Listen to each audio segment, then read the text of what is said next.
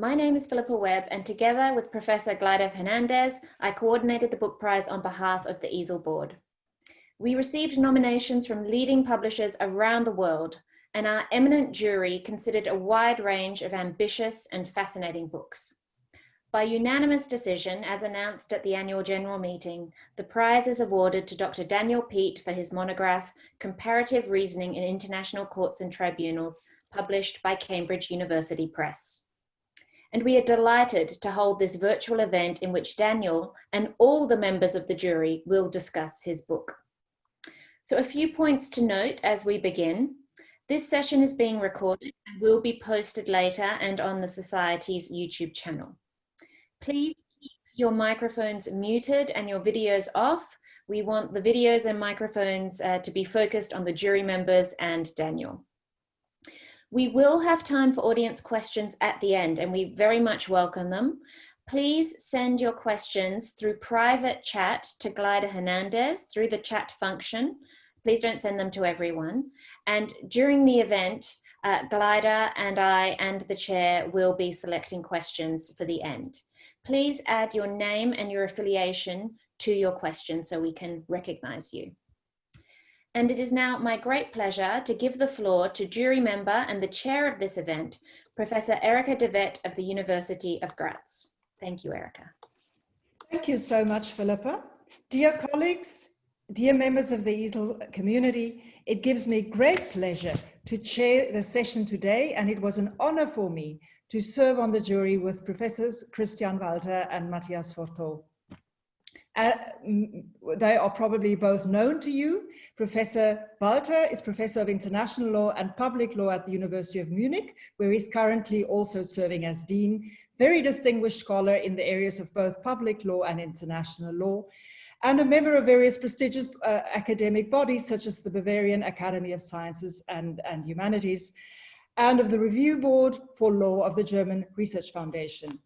Matthias Forteau is professor at the University de Paris Nanterre.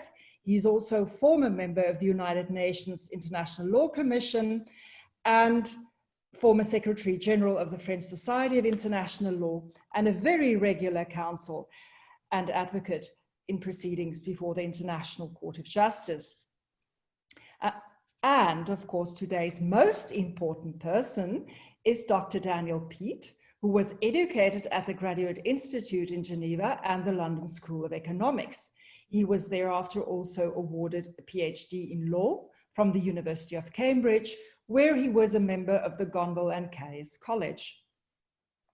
Before joining Leiden University, Daniel was an assistant professor, or he's currently assistant professor in Leiden at the Grotius Center of International Law.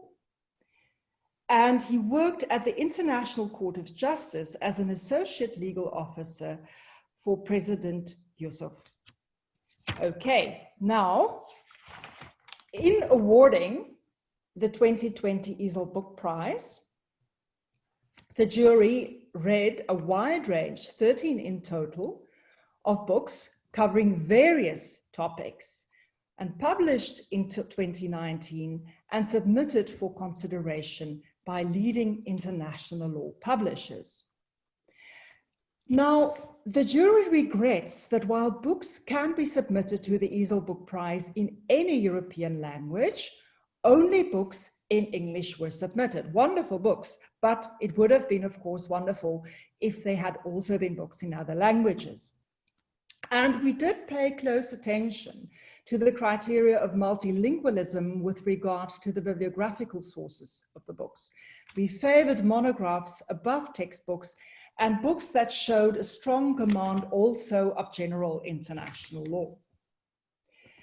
We had a lot to do during lockdown, as each of the members of the jury read 13 books and then collectively discussed the merits of each of them. And there were 4 books in particular that stood out, but we then ultimately unanimously decided to award the prize to Daniel Peat's Comparative Reasoning in International Courts and Tribunals.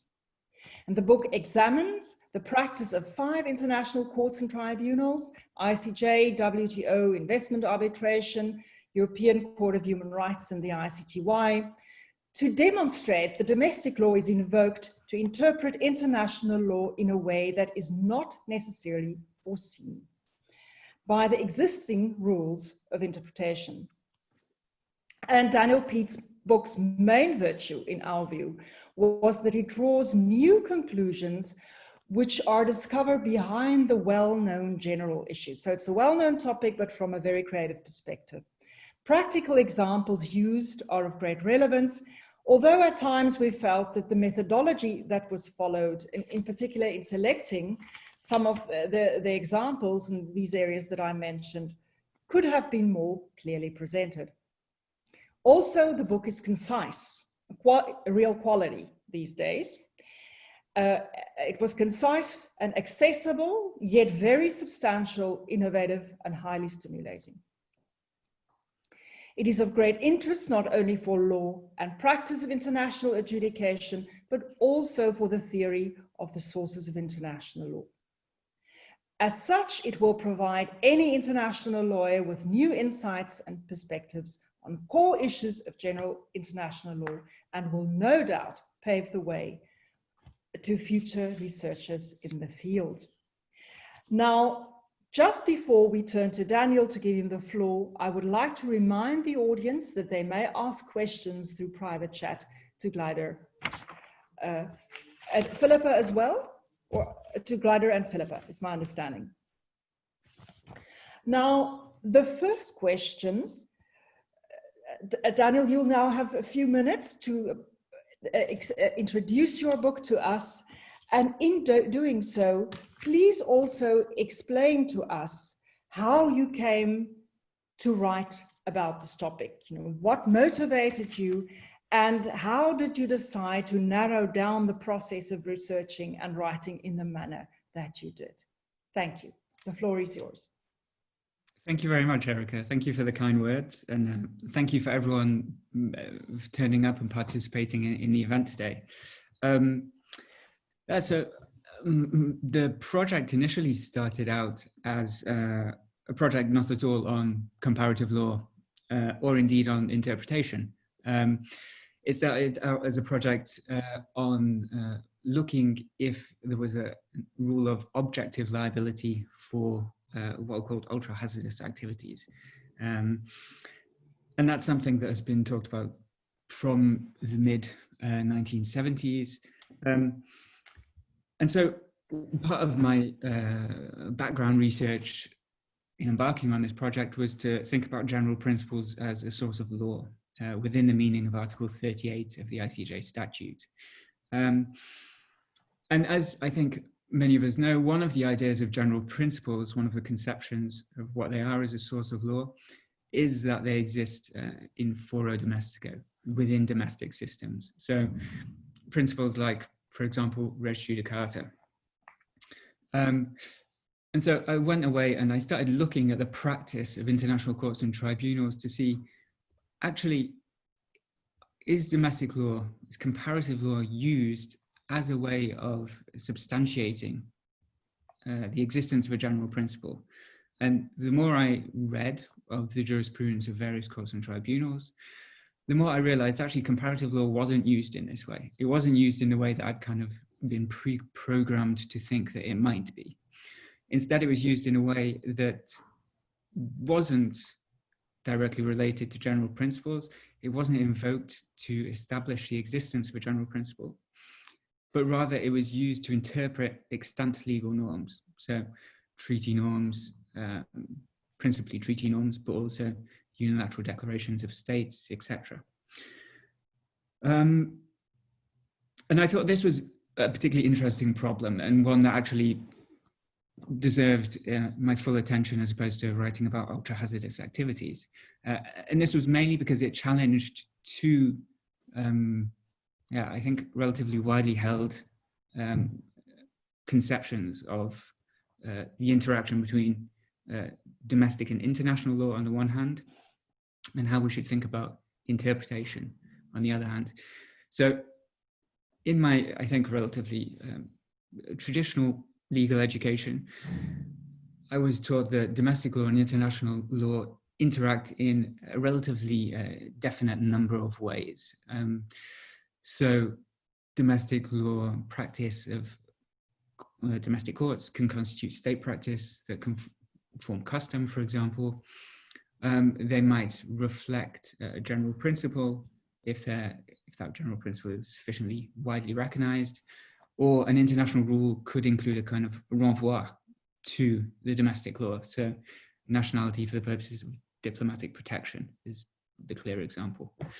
However, this was a kind of interaction between domestic and international legal spheres that didn't fit clearly within any of these channels of interaction that I'd previously studied.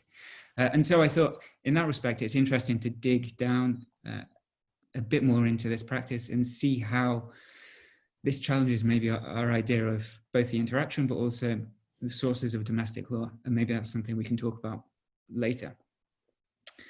The second reason I thought it was interesting was, as I mentioned, I was always taught, and through my work and academic background, that the way to think about interpretation really is to look at Articles 31 and 32 and to use that as a framework, not only to work out how to interpret a particular conventional provision, but also as the framework within which to evaluate a provision, an interpretation, sorry.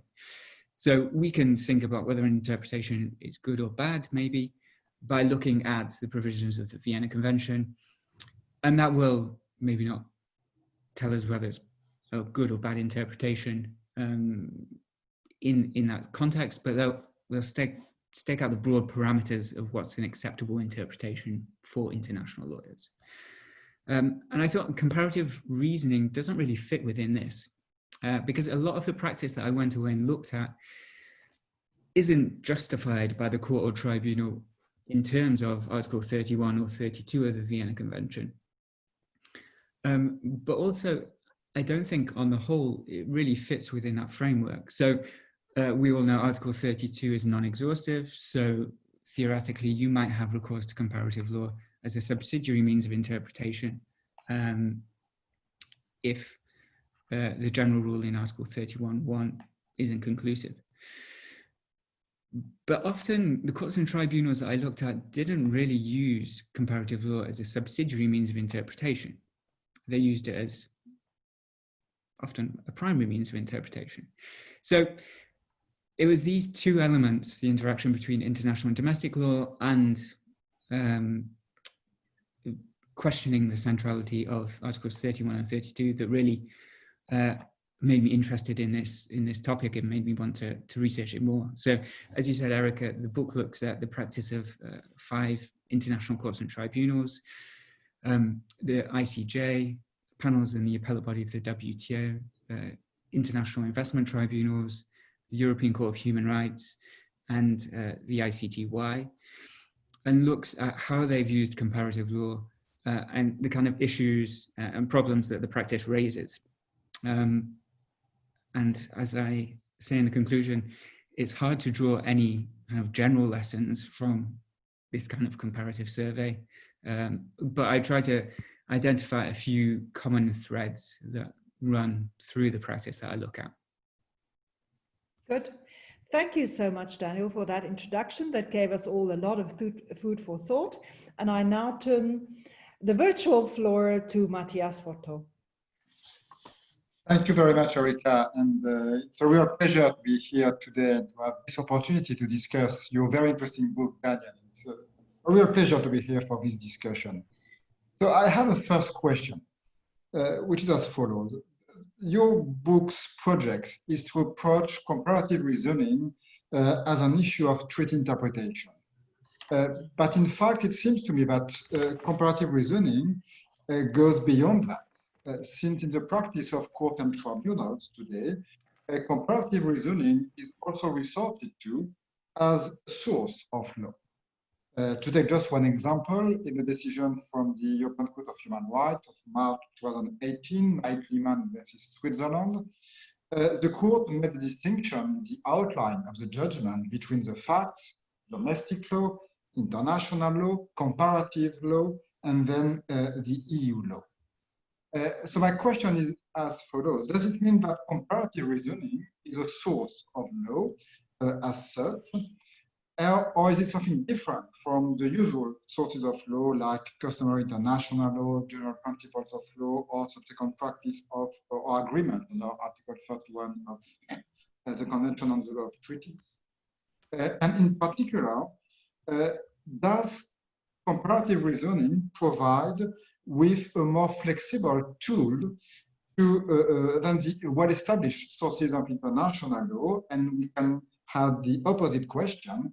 One may wonder, if it's in fact a way to bypass the very strict regime of these classical sources of law, customary international in particular, and general principles of law. So what are you feeling on these issues?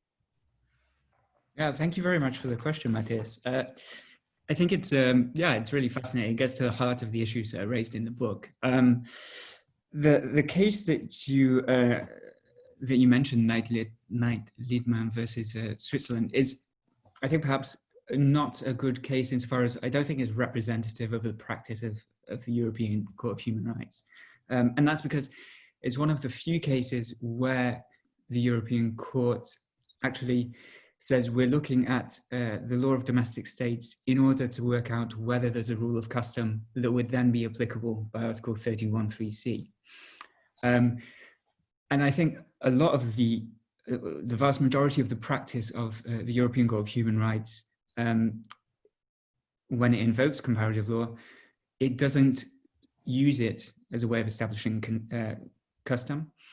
And it doesn't use it, therefore, as a rule that would be applicable via Article 31(3)(c). Instead, as I think most of us know, what it does is it uses it in the context of the consensus doctrine. And a consensus doctrine, although was initially, there were some references to the Vienna Convention provisions made, now has become a completely autonomous sort of interpretive concept. And so comparative law within the consensus doctrine isn't looked at to see if there's a rule of custom, and it's not seen as being relevant, at least on a reading of the court's judgment, because of Article 31(3)(c).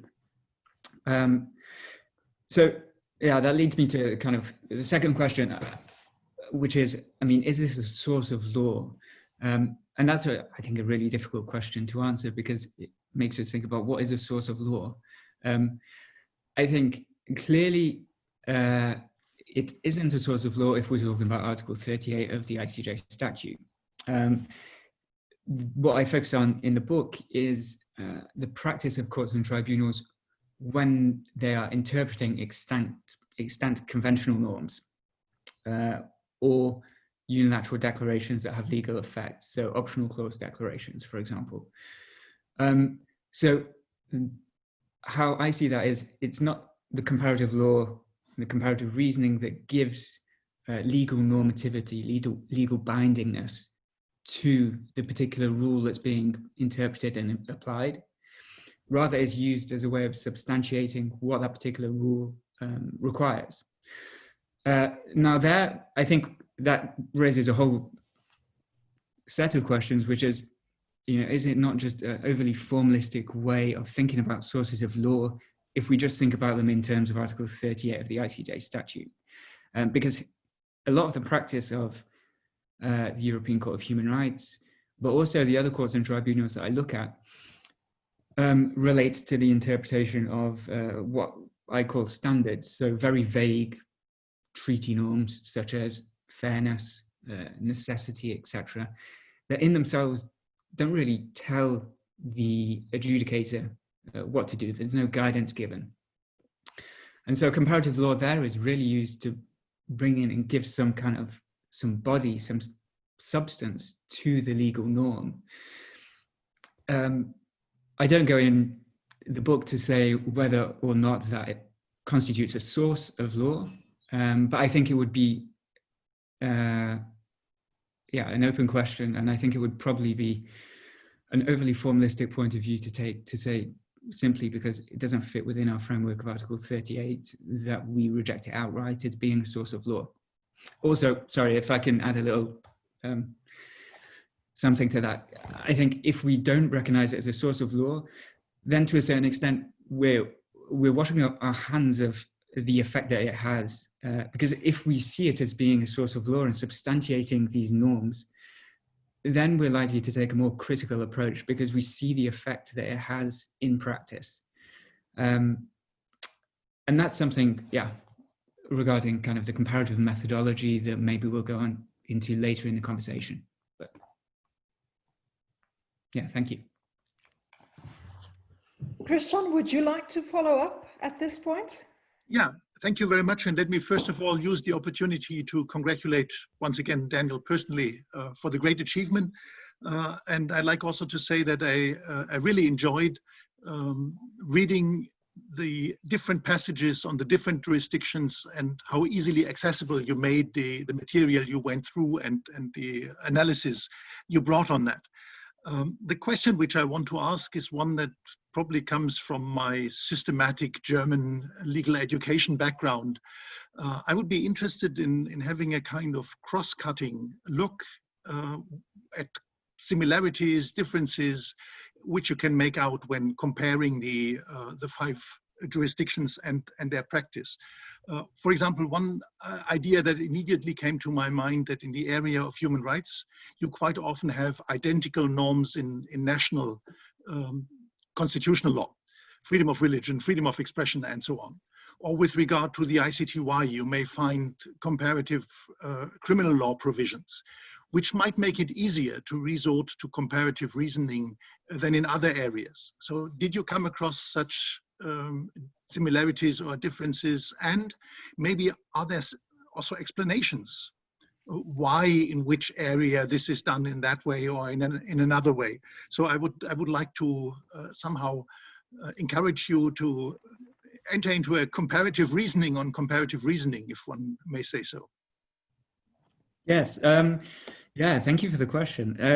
I think you're right in saying that when the international rules are more analogous to domestic rules, then it's easier, and the court tribunal seems to have been more willing to have recourse to these domestic rules. So I think in the practice I look at, there's a division between the interstate tribunals, the ICJ and panels in appellate body of the WTO, and the others, so the European Court of Human Rights, investment tribunals, and the ICTY.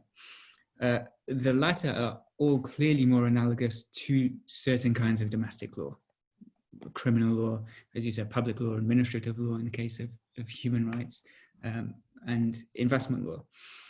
And it's this latter set that the practice, the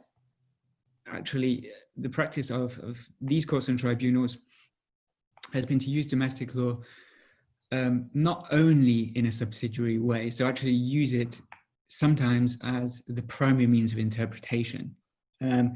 That's one distinction that I see between the two. A second one is one that's actually has nice parallels with a similar conversation that's taken place in comparative legal scholarship over the past 15 years.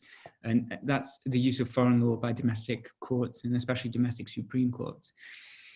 And in a wonderful book by Michael Bobeck, who I think now is Advocate General at the Court of Justice of the EU, he says that actually domestic supreme courts are a lot more willing to draw from extraneous sources, so foreign law, when those legal regimes are new. So, for example, when the post-communist states had opened up, the legal regimes there were looking outside in order to bring in this jurisprudence to kind of fill in the gaps that might exist in their legal documents. So I think on the international sphere, we can see some analogous things, and particularly in the practice of the ICTY and ICTR, where in the early days, in 1995, 1996, when they were dealing with a statute that had been drafted relatively quickly and with little practice to go on, I think there the kind of the nascency of the regime meant that the judges were more willing, and maybe had to, draw on domestic law as a way of interpreting and applying the rules that they were bound to apply. So those are two. So one kind of the interstate versus the other tribunals, the other one being whether it's a nascent legal regime. And I think a third one that I could pick out is, it depends on the kind of legal norm that's being interpreted. So we see in the practice of the European Court of Human Rights, investment tribunals, and also the practice of the ICTY, that, as I mentioned previously, domestic law has been used to interpret standards. So these vague legal norms that really Article 31 and 32 don't give you any guidance as to how to interpret. And as follow-on work for one of the chapters in my book on the European Court of Human Rights, that chapter looked at a period of 10 years, Grand Chamber judgments over 10 years, and examined how consensus was used, how often consensus was used in relation to standards. I'm just working on a piece that will expand that data set to a 25-year period. And again, I find that when consensus is used by the Grand Chamber, in about 2/3 of cases, it's used in relation to what I qualify as standards. So whether something's necessary in a democratic society, whether something constitutes a fair trial. So I think the kind of legal norm that the Court of Tribunal is interpreting also makes a difference regarding whether domestic law is used. Yeah, thank you. Matthias? Yeah, when I read your book, I was very surprised by the fact that, I mean, the focus of the book is on Article 31 of the Vienna Convention on the Law of Treaties. And there is not so much on Article 32 of the Convention. There are a few references, but it's a very minor issue in your book. And I was very surprised because to me, comparative reasoning does not fit well with Article 31 and falls, in fact, under Article 32 of the Vienna Convention on the Law of Treaties, where you can put, as you said earlier, anything that you want, in fact, as a supplementary means of interpretation. But then my question is as follows. Do you think that international court and tribunals should put in place some limits with regard to what we can put under Article 32 as a means of interpretation, in particular with regard to comparative reasoning? And in particular, do you think that court and tribunals should at least decide that if you have to have recourse to comparative reasoning, you should use a set of representative and diverse examples of domestic law practices instead of using a pick and choose approach, which is in fact, as I understand your book, something that international court and tribunals are doing nowadays, to choose only a few examples and not something which is more systematic in the approach. Yeah, thank you for the question. So on the first point, I was essentially led by the practice of the courts and tribunals I looked at, and there, when comparative law is used, very rarely is it justified in terms of Article 32 of the Vienna Convention. And thinking back, I think the only example that I could pick out where this has happened is an appellate body report of the WTO. The rest of the time, often it doesn't play that role. Either it plays a kind of more determinative role that usurps the place of Article 31, or it's used as a way to elucidate what would be the intention of the parties. So yeah, I don't look at Article 32 too much because I want to kind of go to the practice of the courts and tribunals without having any preconceived notions of how they justify this practice themselves. Yeah, when your second question about whether there should be limits on courts and tribunals that use comparative law, yeah, it's, I think, an excellent one. And often the criticism that's made has been made in international criminal law scholarship, as well as international investment law scholarship, is that the courts or tribunals just pick a handful of states, and they're normally Western European states, and often they're Anglophone states, or in some particularly diverse cases, Francophone as well. And therefore, this isn't a kind of a valid comparative survey. And I think generally, That's right. But here, this is again one of the kind of big questions that I think the practice in the book raises. And it's something that, again, has parallels in comparative law scholarship. In comparative law scholarship, this kind of similar argument has been made, most famously by kind of Antonin Scalia, saying that you can't look over a crowd and pick out your friends. So you can't look over what domestic jurisdictions you want and pick on the practice and just say that that's representative. That's absolutely true if you say, if the premise of picking comparative law is to have a representative sample. And if we're looking at general principles of law, and you want to establish that a general principle of law is recognized in foro domestica, then I think it's unavoidable that you would have to pick out a representative sample of domestic legal systems. Now, the kind of complicating factor is often comparative law isn't used in that way. So, I mean, to take a kind of hypothetical example, if you have a multilateral treaty that has, say, 10 states, and those 10 states have taken measures to ratify the treaty in their domestic law, and they've done so in slightly different language. That different language elucidates what their intention was, actually concluding the treaty.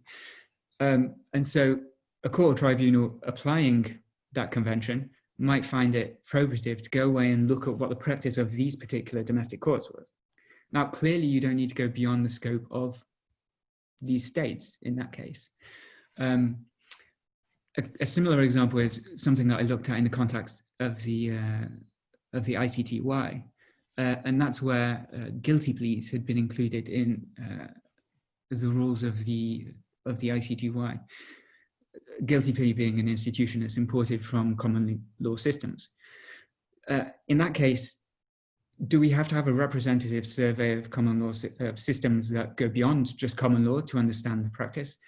I don't think there would be much point, considering as an institution, a legal institution, if we go beyond that, it might well not exist, or it's simply been transposed from other systems.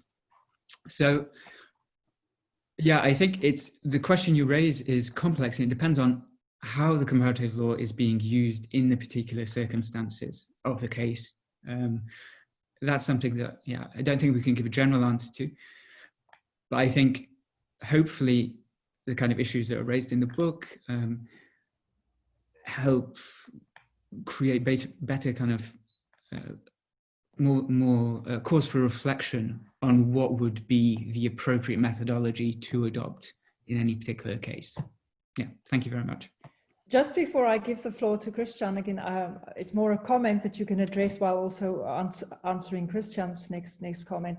I am increasingly, when I read cases in which use is made of, for example, general principles, and in specifically also the way it was done in the international criminal law context, and the sense that it's used in order to further justify a conclusion which judges anyway wanted to reach. There is a sense of arbitrariness and cherry picking. And it's one thing if a legal system is new and there are issues opening up which had not been complicated, because then you have to look somewhere else. But there is a tendency then to, I could, for example, in the international criminal law context, never really understand why in one case a chamber would look at 30 jurisdictions to determine whether there's a general principle. Then in another case, they would look at 60, and in another case at 15. I mean, and especially in an issue of international criminal law where legal certainty is so important and where retroactivity is highly problematic, I found that methodologically extremely problematic. And it basically feeds into what Matthias was just saying about arbitrariness and picking and choosing without any clear methodology. And as I grow older, I get more conservative about these issues. And I think, but then they should rather leave it. If you cannot be transparent and consistent and at least come up with some kind of coherent plan as to when and how you use it, then perhaps it shouldn't be used at all. Something which I wouldn't have argued 20 years ago. Christian? Yeah, that fits really nice, because I want to take up an experience from about 20 years ago, at a time when we also met in Heidelberg. And when a lot of debates were taking place on the use of comparative constitutional law by the South African Constitutional Court.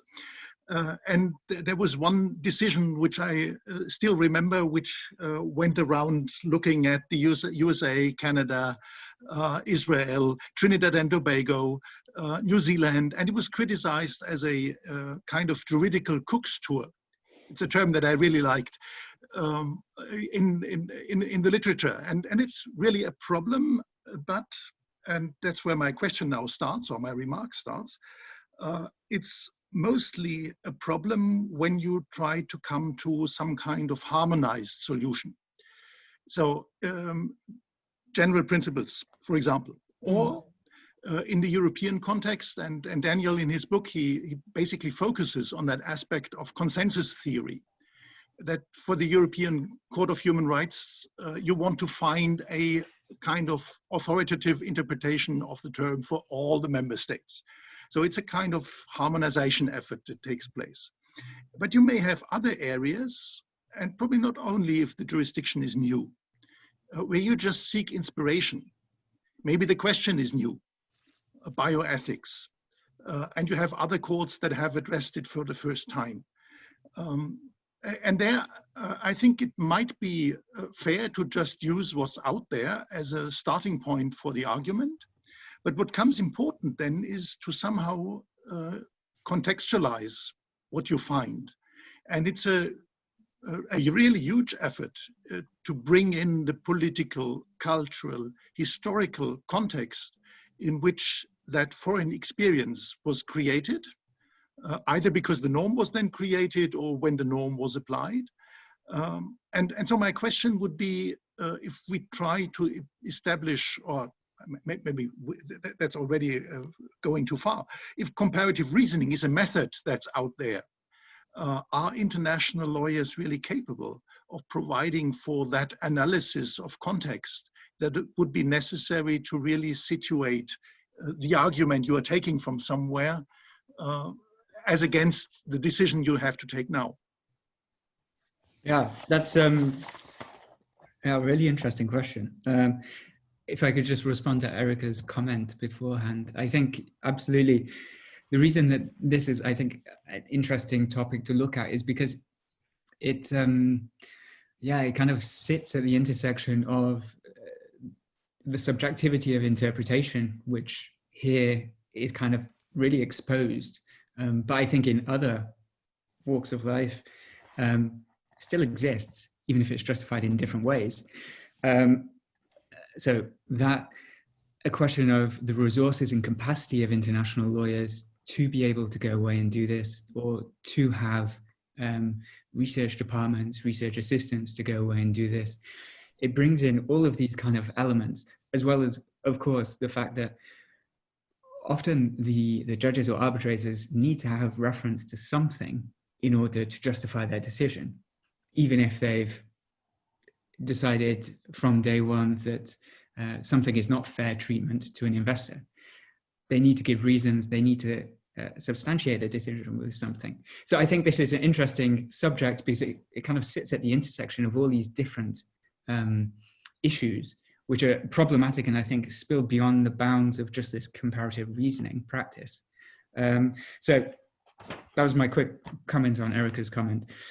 Christian, your question, could we, you said the sort of comparative reasoning method. I think I would say there's no one single method. What I tried to do here is rally a whole kind of different uses under one book, one umbrella, but I don't claim there's any method. And I think what you're saying previously about you and Erica discussing this in the context of the South African Constitutional Court is interesting, because I was looking over my book over the past week. And there's a quote that I put in the book from Justice Moseneke of the South African Constitutional Court that said, the very process of adjudication is relies on selection. Judges select precedent, they select history, they select arguments, sometimes they select facts. So why, in context of comparative law, is this necessarily a problem?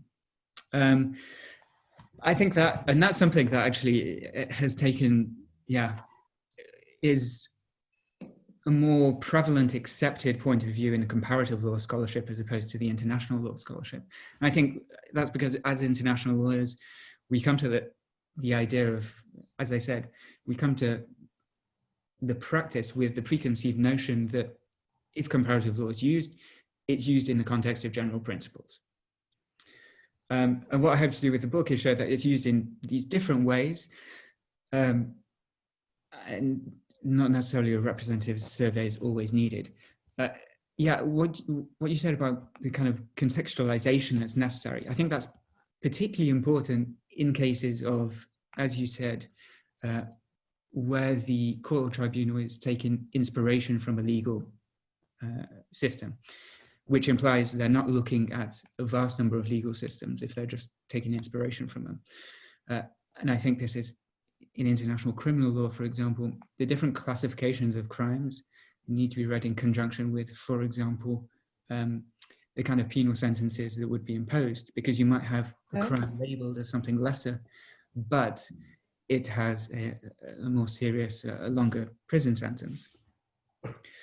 That's something that I haven't really seen in the international practice. I'm not sure that necessarily means that it doesn't take place behind the scenes. So the European Court of Human Rights has a research department that carries out comparative law surveys. And I hope that those comparative law surveys, which are not public, contain more detail about the domestic law of the contracting states than is included in judgments. And I imagine they would do. But that's something that obviously I couldn't access. So yeah, I think contextualization is very important. Whether we would ever be able to know that this contextualization takes place, I'm not sure. But yeah, thank you.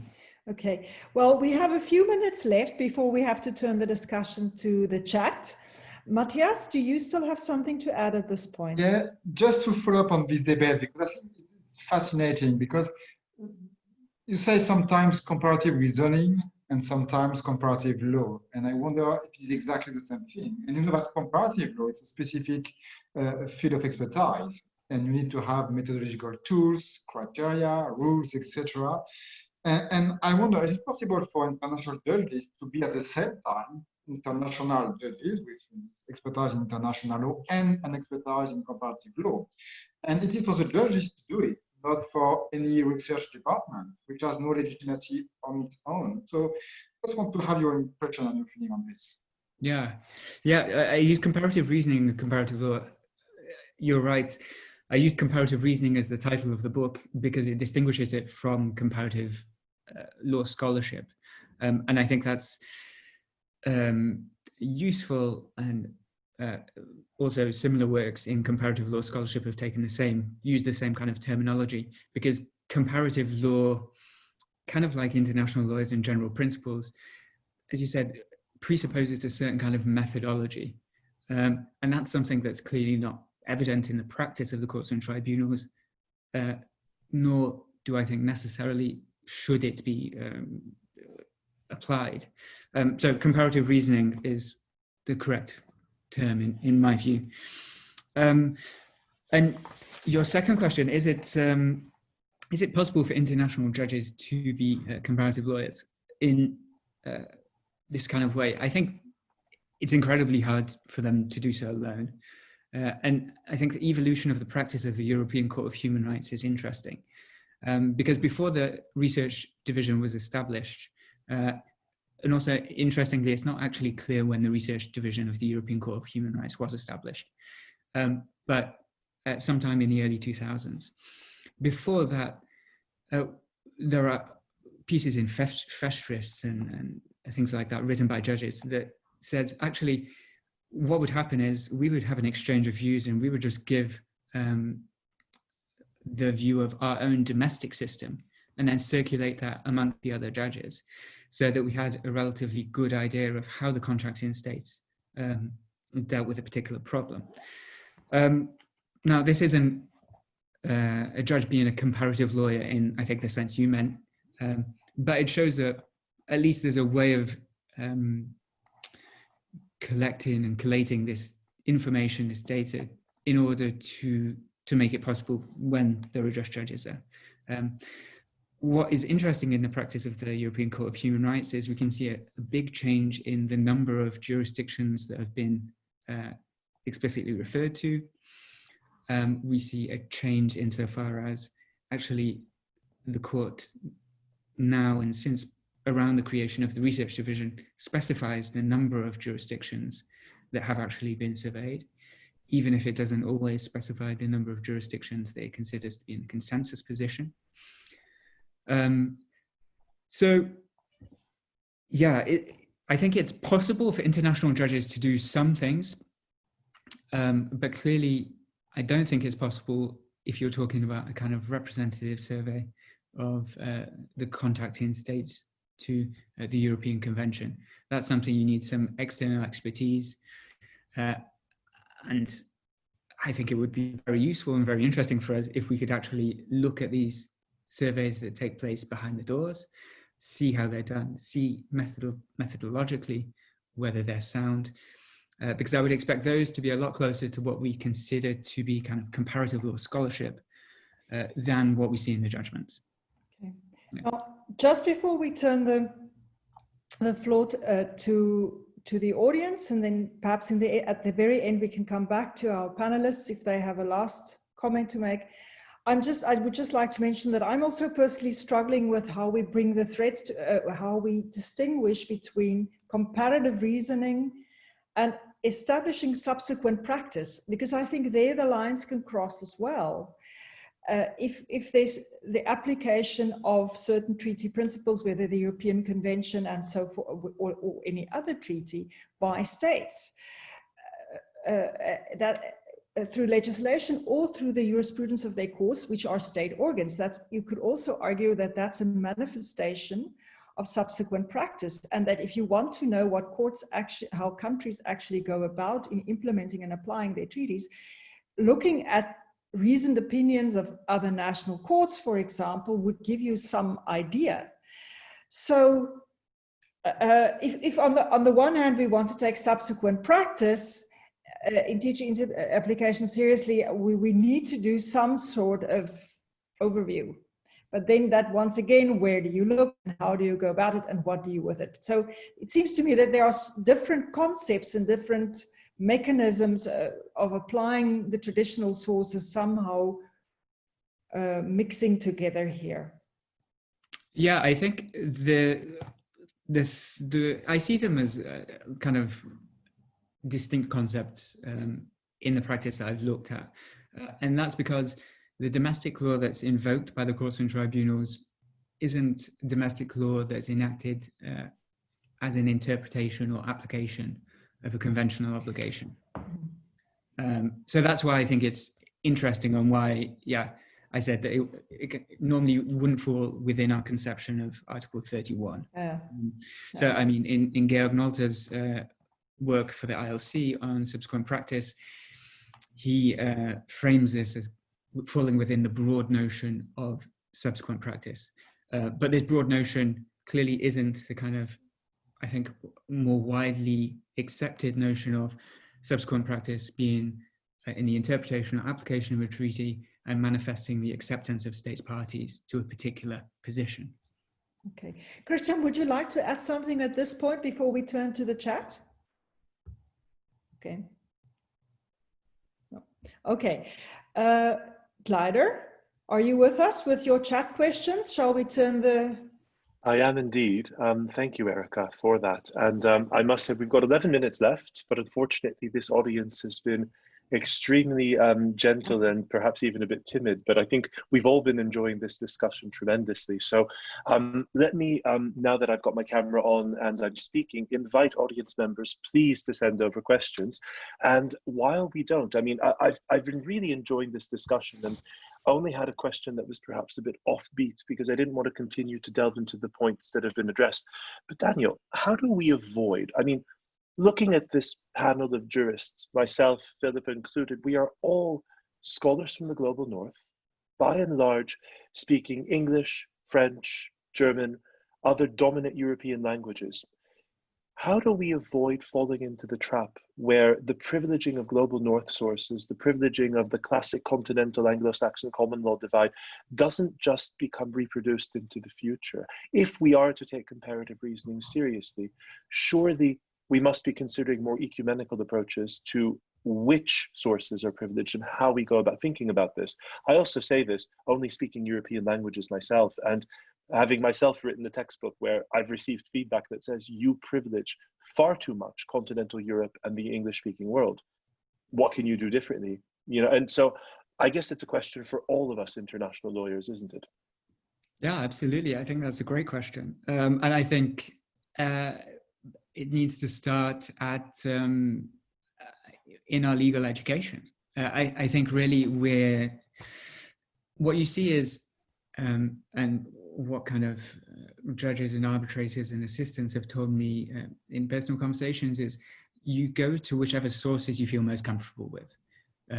So I would go and look at the English law of contracts, for example, if I wanted to find an analogous rule on that. And I think to a certain extent that's inherent in our education, legal education, insofar as it needs to be based within a domestic jurisdiction. But I think our international legal education is also clearly too Western European centric at the moment. So for example, and I think this is the case, I don't want to speak on behalf of comparative lawyers, so if there are any in the audience, that would be wonderful to hear their point of view. But it's something that also is present when comparative lawyers go and, you know, there's a basic course on comparative law.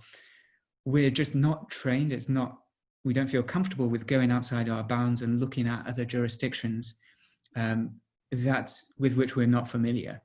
So yeah, I suppose I'm sidestepping a bit the question, Glyder, and saying that actually it's something that needs to be addressed at way before we get to the question of there's a particular case that comes before a court or tribunal, and you might have to have recourse to comparative law. We need to make sure as lawyers and as instructors that our students are more comfortable going to a diverse range of sources. There's something in it. Gladert, have you received a question? I've now received 2 questions. Oh, yes. Please go ahead. Actually, and I see one question from Anna van Aken was posed to the whole group. So if we have no problems with technology, perhaps I can invite Anna to turn on her mic. Otherwise, I'm happy to read your question for you.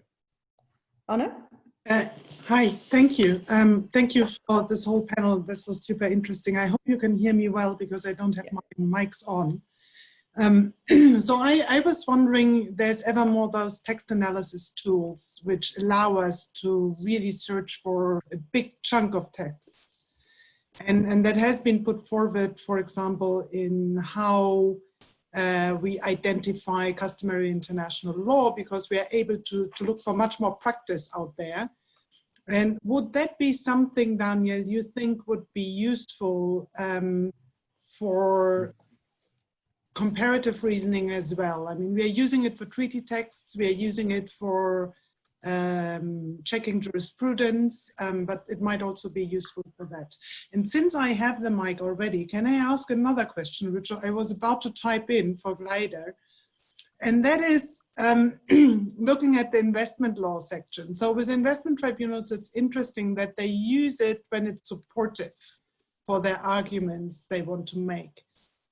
It's not used when any domestic law would contradict what they are doing. And there's one instance, which is shareholder reflective loss.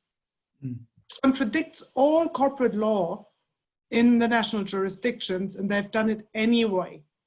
So what is your hunch on that sort of selection? Daniel, before you answer, I just want to ask Leider if there's any other question that came in, because then we can give Daniel the floor to answer all three, and I think by that time we will be out of time. So is there anything else that came in? I do have a question. I have a question from Evelyn Schmidt from the University of Lausanne and a newly elected vice president of the society. Evelyn is in a co-working space where she's worried that the very loud Zoom conversation next door might get picked up. So I shall read her question out for her. The question is, as a follow-up on the call for legal education that you've mentioned, Daniel, in response to my own question, and whether this is an idea that is included already in your book, or whether it was a response perhaps to this discussion, to the question asked. And if not, she wonders if you'd be willing and interested to maybe write an article or a blog post about it. Thank you. Yeah, so I'll take Anne's point first. Yeah, text analysis tools, I think potentially could be useful, especially with overcoming linguistic barriers that we have. But following on from Christian's point, I think the problem, that would really only be the first step, because what you lose is you lose the kind of contextual analysis that you would need in order to see how the particular rule operates on the domestic system in relation to other rules with which it exists in the same kind of regime. So different definitions of, for example, rape and sexual offenses, that's something that clearly comes to mind. And for that, I don't think text analysis tools would really tell us anything. What you'd have to go to do is to look at the practice, look at the other rules that it exists with, look at the kind of, in international criminal law, the kind of jail sentences that are linked to these crimes, and also, perhaps more importantly, look at how these rules have been applied in practice by the domestic courts. Because often what might look to be an innovative, groundbreaking rule, its edges are taken off it by a relatively conservative domestic judiciary. So I think text analysis could be interesting as a way of helping us break through these linguistic barriers, but it would only be a first step. Yeah, your second point on shareholder reflective loss, it's interesting. Comparative law is almost solely used when it supports the position of the judges or arbitrators. And it links to a point that Erica made, which is, in essence, the picking and choosing of particular interpretive materials to support a conclusion that's already been made by the judges or arbitrators. As I said, I think that's something that's not just done in relation to comparative reasoning, but is done more broadly. So how do I think that tribunals will deal with shareholder reflective loss? I mean, I think, I think they'll ignore the domestic corporate practice, quite simply. We'll see if anything else happens. But I would be surprised. In relation to Evelyn's question, the call for legal education, it's something that I thought about really once I submitted the manuscript, and I'd spoken to a few people, including, for example, someone that was an intern at the ICTY in the mid-1990s and worked on some of these cases. And I said, why do you have these, why did you pick the sort of 15 jurisdictions you did in Adamovich or 38 or in Farunja? And he said, those were the books that we had. Those were the books on the shelves. So that's what we went to. And then that started, got me thinking, of course, even just with our library purchases, obviously we privilege the languages that we read now, the domestic jurisdictions with which we're familiar. And so there's this kind of, I think, institutionalized, and not just in Western European universities, but also in international organizations, a kind of privileging of Western European global North perspectives. And I would be happy to write a blog post or article on that. I need to do some more thinking in order to develop my thoughts and how it might be overcome, but I'd be happy to. on this point, I just briefly want to mention that during the last 10 years, I was based in South Africa, where I was also involved in undergraduate teaching and all sorts of projects. And the fact is that getting access to non-Western sources in the area of international law is incredibly difficult. And also in South Africa, we had a homegrown textbook in the form of Dugard's International Law, and we now have a second one. But that was a very recent development. And still, we also additionally rely heavily on sources from the north, which, as you rightly pointed out, can be seen as hegemonic, do not always understand the context and the impact of the whole colonial tradition. And but just there is locally very, very little materials available. Matthias, I don't know how you see that for Francophone Africa. I cannot speak for the rest of the world. But even those of us who try to get access to additional material can confirm that it's very often isn't there. And so the problem is much deeper. One has to, enabling local scholars to and practitioners to actually produce materials that are more homegrown and then make them accessible is a huge ongoing challenge. Are there final comments from our other panelists at this point in time? Then for me, it remains to thank everybody for this wonderfully interesting conversation. And Glider and Philippa, do you have some final household matters to discuss? If I may, yes. And that is for me, on behalf of the board, to thank the jury for all of your wonderful work, your dedicated generosity in even coming together to host this event and to engage with Daniel in this spirited and active way. We're so grateful to you for your service. We think that this is a remarkable opportunity to give back, and you've done so in spades. So thank you so much to the three members of the jury. Thank you to Daniel for writing such an inspired book that has led us to host this. And may I say personally, thank you to my friend and departed board member, Philippa, because she has organized the book prize alone for quite some years. She's now left the board. We will miss her very much. And I learned a lot from collaborating with her in this organization. So I hope to take it forward with as much professionalism as she always has. That's about it for me. For those of you still in the audience, on behalf of the board, please keep looking at our newsletter and our website in these difficult COVID times. We will continue to host virtual events as much as possible. If any of you have proposals for ESIL supported events, please bring them to the board. We are very open to that. We think it's important as a society to continue coming together, to continue maintaining these links and nurturing them even in these difficult times. So in solidarity with you all, I guess it remains for me to close this meeting. And yes, thank you once again. And one last person I wish to thank, Demeter Chanter from the ESIL Secretariat, who has recorded this, who's organized all the logistics for this. Demeter, you always work gracefully in the background, and on behalf of all of us, thank you. Goodbye, everyone. Thank you. Bye-bye. Bye-bye. Thank you. Bye.